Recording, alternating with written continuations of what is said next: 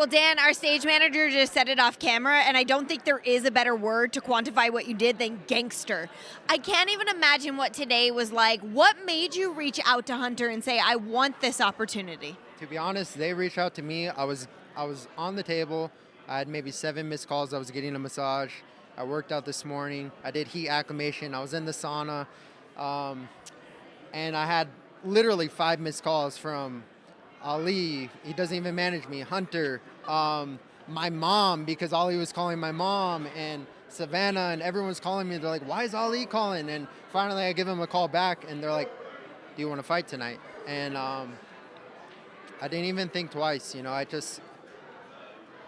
always think things happen for a reason, and I just believed I was in the right place at the right time, and this was my opportunity. I've been wanting a big opportunity, something that will define me as a legend, something that will,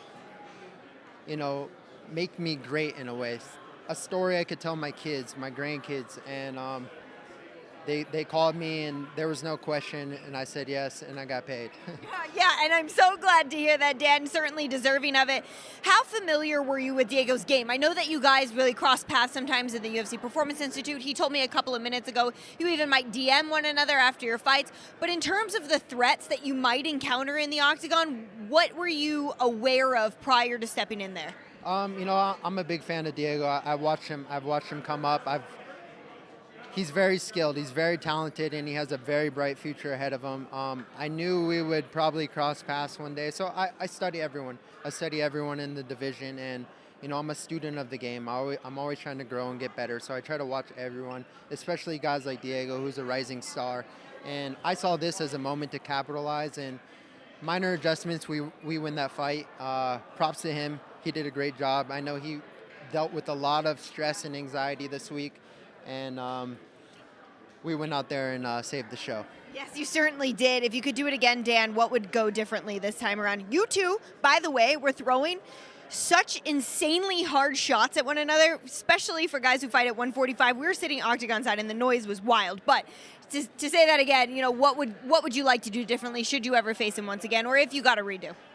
Shoot, I'd like to just wake up on a Saturday and find out I'm fighting. I think that's a new trend or tradition we should start.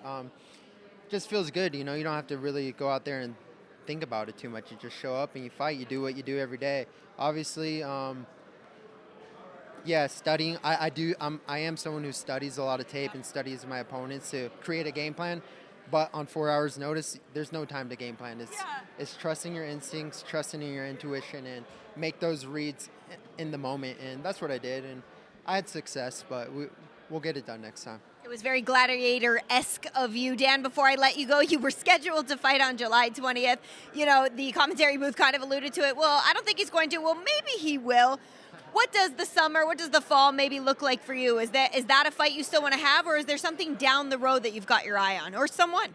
With this opportunity happening tonight, I had this big game plan in my head to win this fight and call out someone like Yair Rodriguez or Diego or Ortega, depending how their fight went. But I don't know.